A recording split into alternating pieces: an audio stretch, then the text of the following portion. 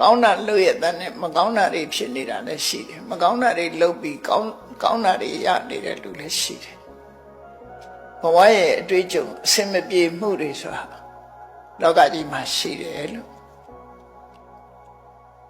အရာရာဟာကံနဲ့တင်သက်ဆိုင်တာမဟုတ်ဘဲနဲ့ပဝန်းကျင်အခြေအနေရရနဲ့လည်းသက်ဆိုင်တယ်လို့ပြောကောင်းလဲကံမကောင်းလဲကံလို့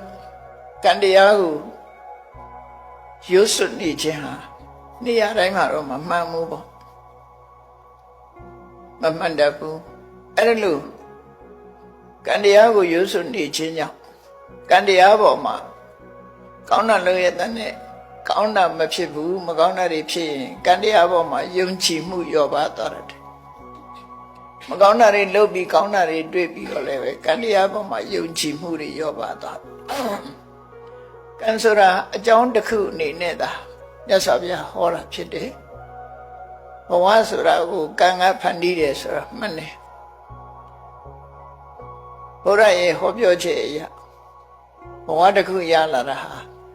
အခြေခံအကြောင်းတရားကတော့ကံပဲဖြစ်တယ်သို့တော့ကံတစ်ခုတည်းလားလို့ဆိုတော့မဟုတ်ဘူးကံနဲ့တွဲဖက်ပြီးတော့ကိလေသာတွေကဘဝတစ်ခုကိုဥဆောင်ဖန်တီးသွားတာပဲဖြစ်တယ်ကိလေသာတွေရဲ့ဥဆောင်မှုဘဝတစ်ခုရလာဖို့ကြည့်ရမယ်ဆိုလို့ရှိရင်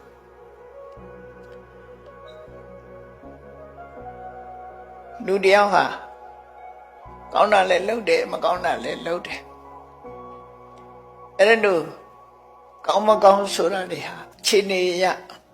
လူတွေဟာမိမိတို့စိတ်ထဲမှာဖြစ်ပေါ်တဲ့အနေအထားတစ်ခုပေါ်မှာမူတည်ပြီးတော့ကောင်းတာလည်းလုပ်တယ်မကောင်းတာလည်းလုပ်တယ်အဲ့လိုလုပ်တဲ့အခါမှာကိုယ့်ရဲ့ရင်ထဲနှလုံးထဲမှာကောင်းတာတွေလည်းစုမိဆောင်မိဖြစ်သွားတယ်မကောင်းတာတွေဆိုတာလည်းပဲစုမိဆောင်မိဖြစ်သွားတယ်အဲ့ဒီနေရာမှာဘဝတစ်ခုကိုဖန်တီးတော့မယ်ဆိုရင်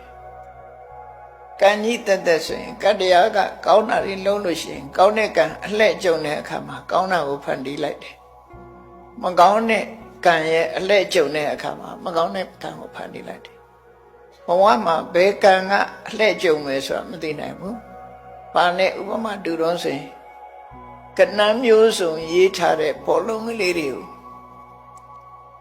စက်ဝိုင်းထဲမှာထည့်ပြီးတော့လှဲတဲ့အခါမှာထိဖွင့်တဲ့အခါမှာကြည့်ပေါ့ဘောလုံးတွေကဏ္ဍမျိုးစုံရေးထားပြီးတော့လှဲလိုက်တဲ့အခါမှာဘယ်အလုံးထွက်လာမယ်ဘယ်ကဏ္ဍထွက်လာမယ်ဆိုတာကြွတင်ပြောနိုင်လို့တရားအောင်ပေါ့အခွင့်သာတဲ့အလုံးကထွက်လာတာ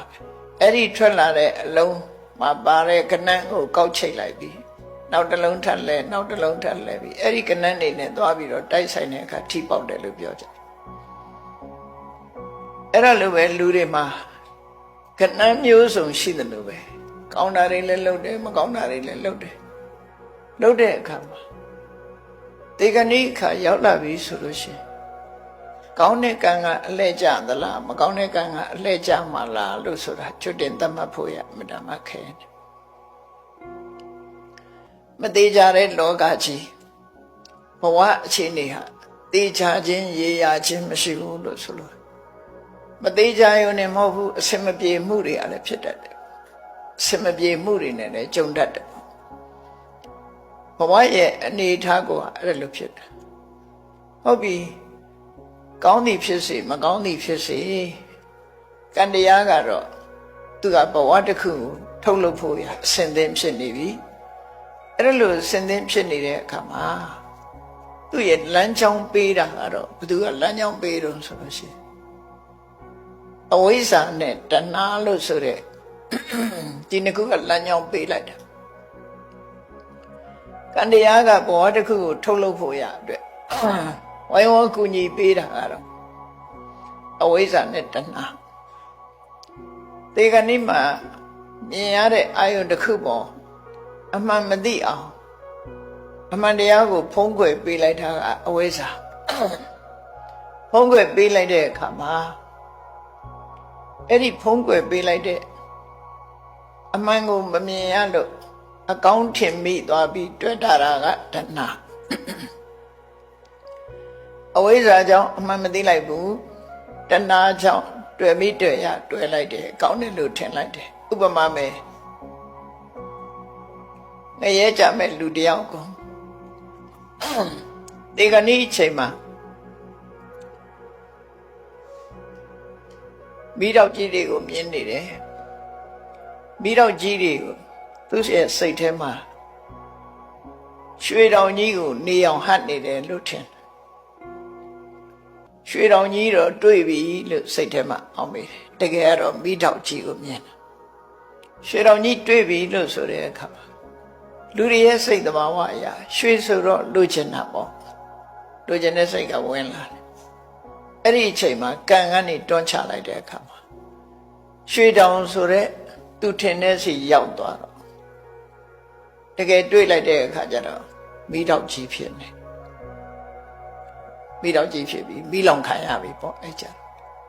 နောက်ဆုံးလို့မရတော့ဘူးမိတော့ကြီးဖြစ်ပြီးရွှေတောင်လို့ထင်ပြီးတော့လိုချင်စိတ်လေးဖြစ်လိုက်တဲ့အချိန်လေးမှာကံကနေတွန်းပေါ်လိုက်တယ်အဲ့တော့ငရဲမီးတဲ့ကြပြီးငရဲမီးလောင်ကျွမ်းမှုကိုခံနေရတယ်ပေါ့ဒီလိုဆိုလို့ဒီပေါ့နော်အဝိဇ္ဇာကအမှန်တရားကိုဖုံးလွှမ်းနေဆိုတာမိထောက်နဲ့ရွှေရောင်ကစင်စင်တူတာကိုတူတော့သူကမိထောက်ဆိုတဲ့သဘာဝကိုရွှေရောင်နဲ့အလဲလဲလှုပ်ပေးလိုက်တယ်လို့ဖြစ်သွားအဲ့ဒီမှာလိုချင်တဲ့ကဖြစ်သွားဘဝတစ်ခုပို့တယ်ဆိုတာအဲ့ဒီပုံစံနဲ့ပို့တယ်အဝိဇ္ဇာရဲ့လှည့်စားမှုတဏှာရဲ့တွေ့တာမှုတွေအပေါ်မှာကံတရားကတွန်းပို့လိုက်တာအဲ့ဒါကိုအဘိဓမ္မထသင်္ဃဟာကျမ်းမှာဒီအဘိဓမ္မာသင်တဲ့ပုဂ္ဂိုလ်တွေဘဝတစ်ခုကုရနဲ့ပတ်သက်ပြီးရေးထားတာအဝိဇ္ဇာပရိခိတေနတဏှာနုတယမူလကေနသင်္ခအဝိဇ္ဇာပရိခိတေဟိဝိတ္တယအဝိဇ္ဇာနုတယပရိခိတေဟိတဏှာနုတယမူလကေဟိသင်္ခါရေဟိစနိယမနံဆိုဘဝကုပုံတွေကိုပြောထားတာရှင်းရှင်းလေးပဲတခြားကျမ်းနေမှာလည်းပဲအဲ့လိုပြောနော်အဝိဇ္ဇာကအမှန်မမြင်အောင်ဖုံးပေးတယ်